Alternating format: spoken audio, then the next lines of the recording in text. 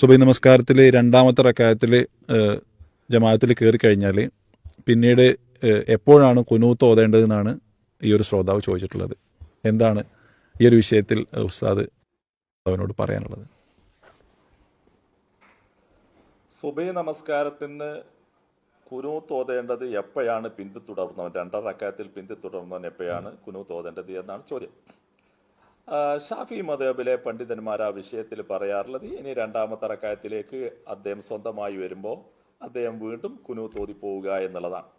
പക്ഷേ നമ്മൾ ഇസ്ലാമിക മേഖലയിൽ വരുമ്പോൾ നമ്മൾ പ്രമാണത്തെയാണ് പരിഗണിക്കേണ്ടത്. പ്രമാണം എവിടെ നിൽക്കുന്നു അവിടെയാണ് നമ്മൾ നിൽക്കേണ്ടത്. മഹാനായ ഇബ്നു മാജ ഉദ്ധരിക്കുന്ന ഹദീത്ത് 1241 നമ്പർ ഹദീത്തിൽ കാണാം. മഹാനായ സഅദ് ബിൻ താരിഖ് റളിയല്ലാഹു അൻഹു തന്റെ പിതാവിനോട് ചോദിക്കുകയാണ്, യാ അബത്തി ഇന്നക ഖദ് സ്വല്ലൈത ഖൽഫ റസൂലില്ലാഹി സ്വല്ലല്ലാഹു അലൈഹി വസല്ലം, ഉപ്പ നിങ്ങൾ അല്ലാഹുവിന്റെ പ്രവാചകന്റെ വേക്കിൽ നമസ്കരിച്ച വ്യക്തിയാണ്. വ അബീ ബക്കറിൻ വ ഉമർ വ ഉസ്മാൻ, ഉസ്മാൻ ബിൻ അഫ്ഫാന്റെയും അബൂബക്കർ സിദ്ദീഖിന്റെയും ഉമറുൽ ഫാറൂഖിന്റെയും ഒക്കെ വേക്കിൽ നമസ്കരിച്ച വ്യക്തിയാണ് നിങ്ങൾ. വ അലിയിൻ ഹാഹുനാ ബിൽ കൂഫ, ഇവിടെ ഈ കൂഫയിൽ നിങ്ങൾ അലി റളിയല്ലാഹു അൻഹുവിന്റെ ബേക്കിലും നിങ്ങൾ നമസ്കരിച്ചു. നഹ്വ മിൻ 5 സിനീൻ, 5 വർഷം കൂഫയിൽ നിന്നിട്ടാണ് സംസാരിക്കുന്നത്. അപ്പോൾ അലി റളിയല്ലാഹു അൻഹുവിനോട് കൂടെ 5 വർഷം നിങ്ങൾ സുബൈ നമസ്കരിച്ചിട്ടുണ്ട്, മറ്റ് നമസ്കാരങ്ങൾ നിർവഹിച്ചിട്ടുണ്ട്. റസൂലുള്ളാഹിനോട് കൂടെ നിങ്ങൾ നമസ്കരിച്ചിട്ടുണ്ട് സുബൈ. സുദീഖുൽ അക്ബറിനോട് കൂടെ നിങ്ങൾ സുബൈ നമസ്കരിച്ചിട്ടുണ്ട്. ഉമറുൽ ഫാറൂഖിനോട് കൂടെ, ഉസ്മാൻ ബിൻ അഫ്ഫാനോട് കൂടെ ഒക്കെ നിങ്ങൾ സുബൈ നമസ്കരിച്ചിട്ടുണ്ട്. എന്നാൽ അവരാരെങ്കിലും ഫകാനു യഖ്തുതൂന ഫിൽ ഫജ്ർ, അവർ സുബൈക്ക് കുനൂത്ത് ഓതിയിരുന്നോ എന്ന് സഹാബിയോട് തന്റെ മോൻ ചോദിക്കുകയാണ്. അപ്പൊ ആ സഹാബിയുടെ മറുപടി, ഐ ബുനയ്യ മുഹ്ദസുൻ, മോനെ അത് പുതിയ കാര്യമാണ്. ഈ ഹദീസ് തെറ്റാണെന്നോ ദുർബലമാണെന്നോ ആർക്കും വാദമില്ല. എന്നാൽ നബി സല്ലല്ലാഹു അലൈഹി വസല്ലം തങ്ങൾ കുനൂത്ത് ഓതിയിട്ടുണ്ടോ? ഓതിയിട്ടുണ്ട്. ഇമാം ബുഖാരിയുടെ സഹീഹിൽ നമുക്ക് കാണാൻ കഴിയും. അനസ് ബിൻ മാലിക് റളിയല്ലാഹു അൻഹു പറയാണ്, കാനത്ത നബി സല്ലല്ലാഹു അലൈഹി വസല്ലം ശഹ്റൻ യദു അലാ റജുലിൻ വ ദഖ്വാൻ, പ്രവാചകന്റെ ശിഷ്യന്മാരെ ക്രൂരമായി കൂട്ടക്കൊല നടത്തിയതായ ഗോത്രങ്ങൾക്കെതിരെ റസൂലുള്ളാഹി സ്വല്ലല്ലാഹു അലൈഹി വസല്ലം 1 മാസം പ്രവാചകൻ നാസിലത്തിന്റെ കുനൂത്ത് ഓതി എന്ന് ഇമാം ബുഖാരി അവിടുത്തെ സഹീഹിൽ പഠിപ്പിക്കുന്നുണ്ട്. അപ്പോൾ കുനൂത്ത് ഉണ്ടോ എന്ന് ചോദിച്ചാൽ ഉണ്ട്, അപകടകരമായ ഇത്തരം സാഹചര്യങ്ങളിൽ. മാത്രമല്ല സുനനുൽ കുബ്ര ബൈഹഖി റിപ്പോർട്ട് ചെയ്യുന്നതായിട്ട് നമുക്ക് കാണാൻ കഴിയും. മഹാനായ അബൂ മുജല്ലസ് റളിയല്ലാഹു അൻഹു പറയാണ്, ഞാൻ ഇബ്നു ഉമർ റളിയല്ലാഹു അൻഹുവിനോട് കൂടെ നമസ്കരിച്ചു സുബഹി നമസ്കാരം, അബ്ദുല്ലാഹ് ഇബ്നു ഉമറിനോട് കൂടെ. മഹാനവർകൾ കുനൂത്ത് ഓതിയില്ല. അപ്പൊ ഞാൻ ചോദിച്ചു, നിങ്ങൾ അല അറാക്കലാ തഖ്നുത്ത്, നിങ്ങൾ കുനൂത്ത് ഓതണില്ലല്ലോ. അപ്പൊ മഹാനവറുകൾ പറയും, ലാ അഹ്ഫദുഹു അൻ അഹദിൻ മിൻ അസ്ഹാബിനാ, നമ്മുടെ സഹാബാക്കളിൽ നിന്ന് ആരിൽ നിന്നും അതിനൊരു രേഖ ഞാൻ കണ്ടില്ല. മഹാനായ അബ്ദുല്ലാഹ് ഇബ്നു ഉമർ റളിയല്ലാഹു അൻഹു പ്രവാചകന്റെ സഹാബാക്കളുടെ കൂട്ടത്തിലെ പ്രമുഖരായ പണ്ഡിതന്മാരിൽപ്പെട്ട വ്യക്തിയാണ്. മഹാനവറുകളാണ് പറഞ്ഞത് അങ്ങനെ ഒരു രേഖയില്ല. മഹാനായ ഇബ്നു ഖുദാമൽ മഖ്ദിസി ഫിഖ്ഹിലേക്ക് വരുമ്പോ മഹാനവറുകളുടെ കിതാബുൽ മുഗ്നിയിൽ പറയുന്നു, ലാ യുസന്നുൽ ഖുനൂത്ത് ഫി സുബ്ഹ്, സുബഹിയിൽ കുനൂത്ത് സുന്നത്തില്ല. വലാ ഗൈരിഹാ മിനസ് സ്വലവാത്ത്, മറ്റ് നമസ്കാരങ്ങളിലും കുനൂത്തില്ല, വിത്റിൽ ഒഴികെ.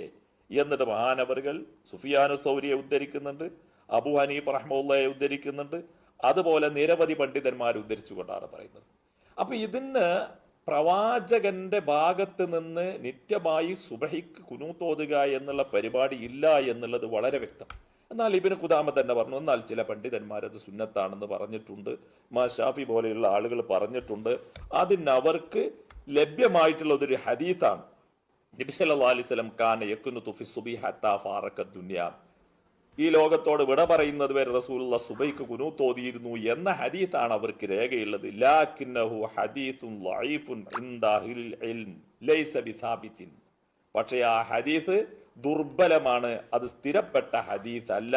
വസ്സവാബു അന്നൽ ഖുനൂത ഫി സുബ്ഹി ഇന്നമാ ഹുവ ഫി നവാസിലി ഖാസ, എന്നാൽ സത്യത്തിൽ പറഞ്ഞാൽ സുബഹിക്ക് കുനൂത്ത് പാരായണം ചെയ്യുക എന്നുള്ളത് നമുക്ക് വിപത്തുകൾ വരുമ്പോൾ നമുക്ക് സുബഹിക്ക് കുനൂത്ത് ഓതുക എന്നുള്ളതാണ്. അല്ലാത്ത ഒരു സംവിധാനം ഇല്ല എന്ന് പണ്ഡിത ലോകത്തുള്ള ചർച്ചകളും അതുപോലെ തന്നെ പ്രവാചകന്റെ ഹദീത്തുകളും അവിടുത്തെ സാഹചര്യങ്ങൾ വിവരിച്ച സഹാബത്തിന്റെ പ്രഖ്യാപനങ്ങൾ കാണുമ്പോൾ നമുക്ക് ഇതാണ് ബോധ്യമാവുക. മഹാനായ അബു ഹനീഫത്തുൽ കൂഫി റഹ്മുള്ള ചില്ലറക്കാരനല്ല. 4 മദ്ഹബിന്റെ ഇമാമുകളിൽ ഒന്നാമനാണ് മഹാനവറുകൾ. മഹാനവറുകൾ പറയുന്നു ഇല്ല എന്ന്. പക്ഷെ അത് അദ്ദേഹം പറഞ്ഞതുകൊണ്ടാണോ നമ്മൾ പരിഗണിക്കുന്നത്? മറിച്ച് പ്രവാചകന്റെ സഹാബാക്കളുടെ അനുഭവമാണ് അവർ വിവരിച്ചത്. അലി റളിയല്ലാഹുവിനു 5 വർഷം അലി റളിയല്ലാഹുവിനോട് കൂടെ കൂഫയിൽ സുബഹി നമസ്കരിച്ച ഒരു സഹാബിക്ക് സുബഹിക്ക് കുനൂത്ത് മഹാനവറുകൾ പാരായണം ചെയ്യുന്നത് കാണാൻ സാധിച്ചില്ല. നബി സല്ലല്ലാഹു അലൈഹി വസല്ലം തങ്ങളുടെ അഹ്ലുബൈത്താണല്ലോ അലി റളിയല്ലാഹു അൻഹു. റസൂലുള്ളാഹ് മരിക്കാനാണ് സമയത്ത് പറഞ്ഞെന്താരോ, സഹാബാക്കളെ ഞാൻ മരിക്കാൻ പോവുകയാണ്, എന്റെ അവസാനം അടുത്തിരിക്കുന്നു, അള്ളാഹുവിന്റെ ഭാഗത്തു നിന്ന് മലക്കുൽ മൗത്ത് വരാനായിരിക്കുന്നു, നിങ്ങളിൽ ഞാൻ 2 കാര്യം ഉപേക്ഷിച്ചു പോകുന്നു. ഒന്ന് അള്ളാഹുവിന്റെ ഗ്രന്ഥമായ ഖുർആൻ, മറ്റൊന്ന് എന്റെ അഹ്ലു ബൈത്തിനെയും ഞാൻ നിങ്ങളിൽ ഏൽപ്പിക്കുന്നു എന്ന് പ്രവാചകർ സല്ലല്ലാഹു അലൈഹി വസല്ലം. അപ്പൊ ഈ അഹ്ലു ബൈത്തിൽ നിന്ന് നമുക്ക് ലഭ്യമായ, അതുപോലെ ഖലീഫമാരിൽ നിന്ന് ലഭ്യമായ, അവരുടെ ജീവിതത്തിൽ അവർ പ്രകടിപ്പിച്ച പ്രകടനങ്ങളിൽ നിന്ന് നമുക്ക് സുബഹിക്ക് പതിവായിക്കൊണ്ടുള്ള ഒരു കുനൂത്ത് എന്ന സംവിധാനം നമുക്ക് ബോധ്യമായിട്ടില്ല എന്നും കൂടെ മനസ്സിലാക്കണം. നമ്മുടെ നാട്ടിലെ ആളുകളെ സംബന്ധിച്ചിടത്തോളം, കേരളത്തിൽ പ്രത്യേകിച്ച് ഞങ്ങൾ ഷാഫി ഇമാം പറഞ്ഞത് കേൾക്കുന്ന ആളുകളാണെന്ന് പറയുന്നു. സ്വാഭാവികമായും അങ്ങനെ പറയാൻ അവർക്ക് അവകാശവും അധികാരവുമുണ്ട്. പക്ഷേ എങ്കിലും ഇസ്ലാമിന്റെ പ്രമാണം ഇമാം ഷാഫി റഹ്മുള്ള തന്നെ പറഞ്ഞു, ഇദാ റഅയ്തും കലാമി യുഖാലിഫു ഖൗല റസൂലില്ലാഹി ഫദഉ കലാമി വഅമലു ബിൽ ഹദീസ്. എന്റെ വാക്ക് ഇസ്ലാമിന്റെ പ്രമാണത്തിന് എതിര് കണ്ടാൽ നിങ്ങൾ ആ പ്രമാണം സ്വീകരിച്ചോ, എന്റെ വാക്ക് തള്ളിക്കോ എന്ന് ഇമാം ഷാഫി.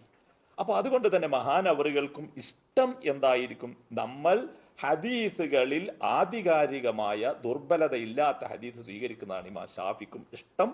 നമ്മൾ കുനൂത്ത് ഒരാൾ ഒഴിവാക്കിയാൽ ഷാഫി ഇമാമിനെ അവഗണിക്കലാവില്ലേ എന്നല്ല, അദ്ദേഹത്തെ പരിഗണിക്കലാവും. മഹാനവറുകൾ കൃത്യമായി പറഞ്ഞതാണ്, ഇദാ സഹൽ ഹദീഥു ഫഹുവ മദ്ഹബി, സഹീഹായ ഹദീസ് വന്നാൽ അതാണ് എന്റെ മദ്ഹബ് എന്ന്. നമ്മൾ ഇബ്നു മാജയിൽ നിന്നുള്ള ഹദീസാണ് നമ്മൾ തുടക്കത്തിൽ പറഞ്ഞത്. അപ്പൊ അതുകൊണ്ട് നമ്മളും ഈ കുനൂത്ത് ഒഴിവാക്കുന്നവരും ഷാഫി മദ്ഹബിൽ ഉറച്ചു നിൽക്കുന്നു എന്ന് നാം മനസ്സിലാക്കണം. കാരണം ഇമാം ഷാഫി പറഞ്ഞത് ഇദാ സഹൽ ഹദീഥു ഫഹുവ മദ്ഹബി എന്നാണ്.